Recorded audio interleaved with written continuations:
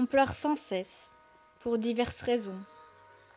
Pour le départ d'un être cher, pour une séparation, et encore bien d'autres encore. On cligne des yeux au moins 10 millions de fois par jour, sans vraiment réfléchir à ce qu'on sera demain. Et puis on se retrouve là, sur un lit d'hôpital, avec des tuyaux qui nous sortent de la bouche pour nous aider à respirer. Je me suis toujours demandé quel genre de mort est-ce que j'aurais.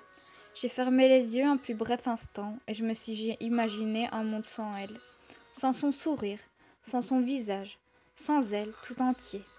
J'ai rouvert les yeux et j'ai pleuré. Oui, j'ai pleuré, parce que vivre sans elle, ce n'était pas mon fort. Je profitais pour ne rien regretter.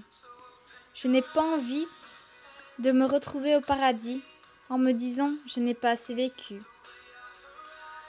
Je veux prendre des risques, avoir de l'adrénaline, des palpitations au cœur, avoir ces soi-disant papillons dans le ventre, connaître le grand amour, le bonheur et toutes ces choses que la vie a de bon à nous offrir. Je veux juste mener une existence pleinement, sans avoir à me soucier de ce que la vie me réserve. J'en ai assez de douter, d'avoir peur, de vivre sans cesse dans la douleur. Je veux me lancer, sans avoir peur. Je n'ai pas peur de la mort, je n'en ai jamais eu peur. À vrai dire, quand on perd un être que l'on aime, ça nous marque plus que tout. Mais c'est encore pire quand on a un cancer et qu'on sait pertinemment que l'on va mourir.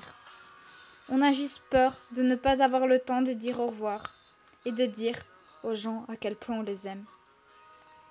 Car dans ce monde, qui me paraît affreux, il y a quand même quelque chose de beau, ces personnes que l'on rencontre un jour par hasard. Ils se mettent sur votre chemin.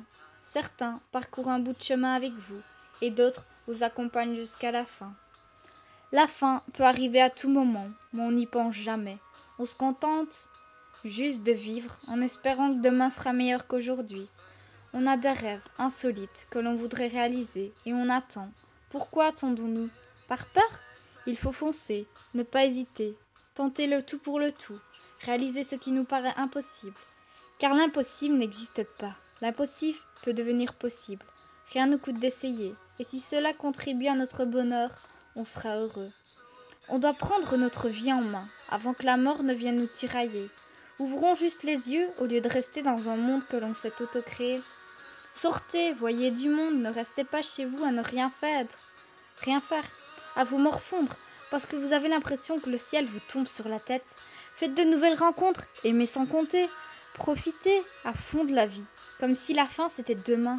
On gâche tous nos vies à ne pas ouvrir notre cœur au monde par peur de souffrir.